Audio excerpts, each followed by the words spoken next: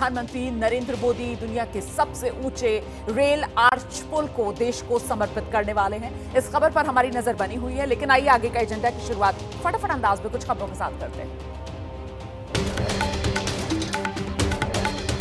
प्रधानमंत्री मोदी का जम्मू कश्मीर का दौरा है। दुनिया के सबसे ऊंचे रेल आर्च पुल चिनाब का करेंगे उद्घाटन। देश के पहले केबल स्टेट रेल ब्रिज अंजीखंड का भी लोकार्पण करेंगे प्रधानमंत्री मोदी।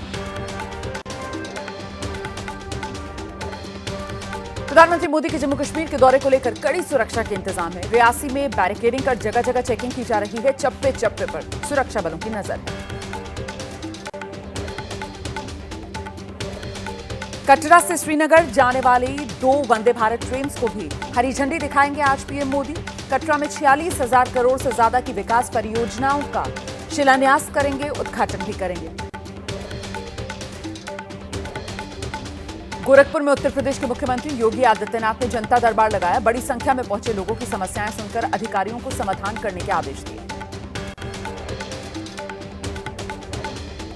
गोरखपुर मंदिर में सीएम योगी ने बच्चों से मुलाकात की और साथ ही गौशाला में गायों को गुड़ खिलाया। कुछ देर बाद सीएम योगी कल्याण मंडपम का लोकार्पण करेंगे। मुंबई मीठी नदी सफाई घोटाले में ईडी ने 15 जगह छापेमारी की है। बीएमसी और प्राइवेट ठेकेदारों के यहां रेड। मीठी नदी घोटाले में बीएमसी को हुआ था 65 करोड़ रुपए का नुकसान। बेंगलुरु भगदड़ में हुई है पहली गिरफ्तारी। आरसीबी के मार्केटिंग हेड निखिल सोसले शिकंजा उन पर कसा है। डीएनए एंटरटेनमेंट प्राइवेट लिमिटेड के 3 अधिकारी भी पुलिस हिरासत में लिए गए। बेंगलुरु भगदड़ पर कर्नाटक सरकार ने बड़ा एक्शन लिया। सीएम सिद्धरमैया ने पुलिस कमिश्नर समेत कई बड़े अधिकारियों को सस्पेंड कर दिया। चिन्नस्वामी स्टेडियम के बाहर भगदड़ में हुई थी 11 लोगों की मौत। बेंगलुरु में हुई भगदड़ पर रॉयल चैलेंजर्स बेंगलुरु का बड़ा ऐलान। घटना में मारे गए 11 लोगों के परिवार को 10-10 लाख रुपए की आर्थिक मदद देगा आरसीबी मैनेजमेंट। दिल्ली के पूर्व मंत्री सत्येंद्र जैन की एंटी करप्शन ब्यूरो के सामने पेशी है। दिल्ली के क्लासरूम घोटाला मामले में आरोपी सत्येंद्र जैन, मनीष सिसोदिया। 9 जून को मनीष सिसोदिया से भी पूछताछ होगी। बिहार विधानसभा चुनाव से पहले आरजेडी ने वीडियो के जरिए सीएम नीतीश कुमार पर निशाना साध दिया है। वीडियो में नीतीश को बता दिया सत्ता का लालची। गृहमंत्री अमित शाह का 15 जून को बिहार दौरा है। अररिया में बीजेपी कार्यकर्ताओं के सम्मेलन में शामिल होंगे। नेताओं कार्यकर्ताओं को गुरु मंत्र देंगे अमित शाह। केंद्रीय मंत्री जीतन राम मांझी पहुंचे केदारनाथ धाम। बाबा केदार के दर्शन किए। मंदिर के गर्भगृह में आधे घंटे तक पूजा अर्चना की। अब तक 8 लाख से ज्यादा भक्त केदारनाथ धाम में दर्शन कर चुके हैं। 2 मई से शुरू हुई यात्रा में अब तक हो चुका है 200 करोड़ रुपए का कारोबार। बद्रीनाथ धाम में अलकनंदा नदी में सीवर का पानी डालने से हड़कंप मच गया है। वीडियो वायरल होने के बाद अधिकारियों ने सीवर लाइन के पाइप को ढकवा दिया।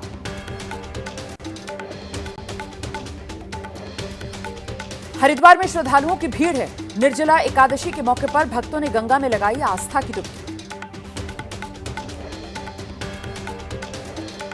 अमरनाथ यात्रा को देखते हुए कड़े सुरक्षा के इंतजाम किए गए। केंद्रीय सुरक्षा बलों की 581 कंपनियों के हवाले सुरक्षा। 3 जुलाई से शुरू होगी पवित्र अमरनाथ यात्रा।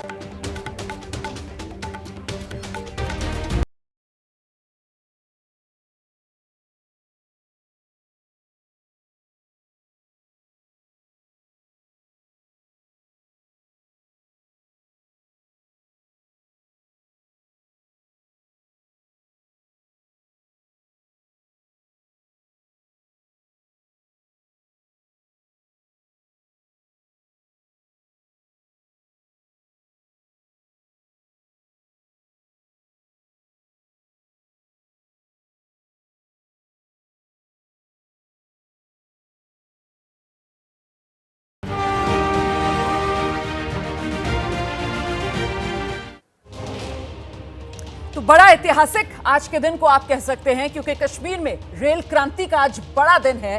पहलगाम में जो आतंकवादी हमला हुआ था, उसके बाद आज पहली बार प्रधानमंत्री नरेंद्र मोदी जम्मू कश्मीर पहुंच रहे हैं और प्रधानमंत्री नरेंद्र मोदी जम्मू कश्मीर से देश को एक ऐसा तोहफा दे रहे हैं जो यकीनन आतंकवाद के खिलाफ एक बड़ा वार है, जो आतंकवाद को एक मुंहतोड़ जवाब है।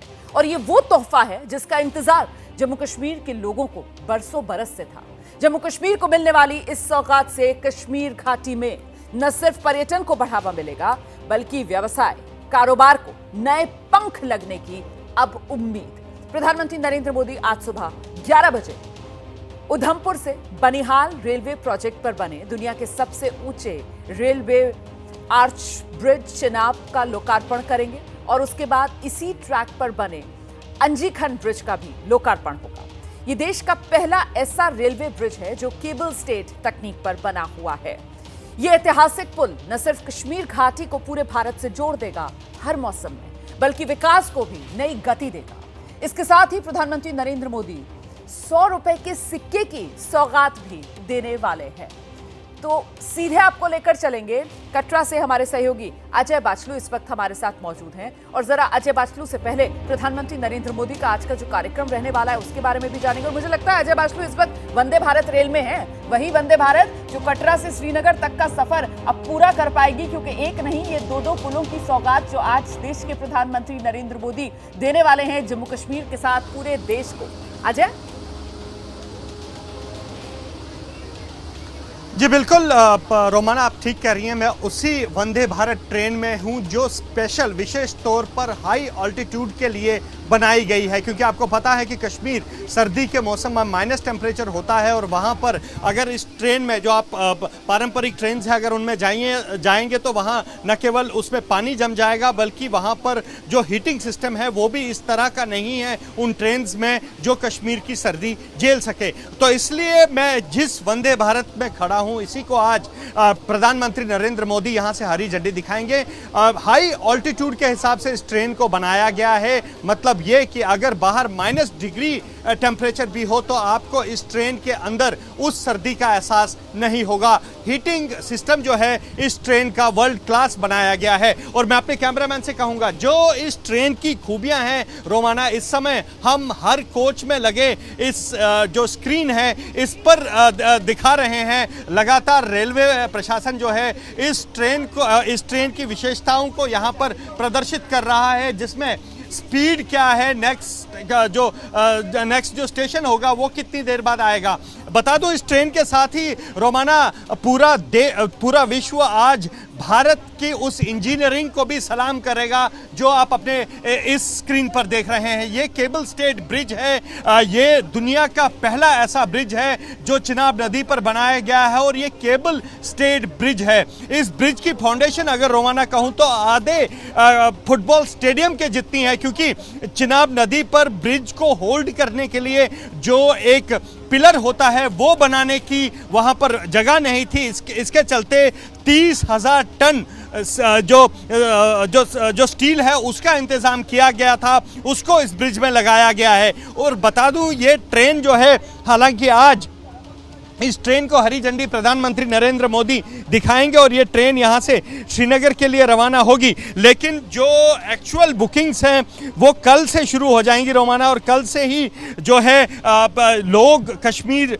इस ट्रेन में सफ़र कर सकते हैं। उत्तर रेलवे के अनुसार रोमाना उद्घाटन के बाद जो IRCTC है वो वंदे भारत की जो है 2 वंदे भारत ट्रेन जो है वो कटरा से श्रीनगर के बीच में 4 चक्कर लगाएंगे।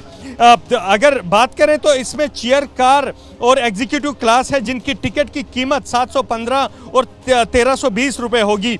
पहली ट्रेन कटरा से सुबह 8:10 पर चलेगी रोमाना और ये करीब 11:08 पर श्रीनगर पहुंचेगी। यही ट्रेन दोपहर 2 बजे श्रीनगर से वापस आएगी और शाम करीब 5 बजे कटरा पहुंचेगी।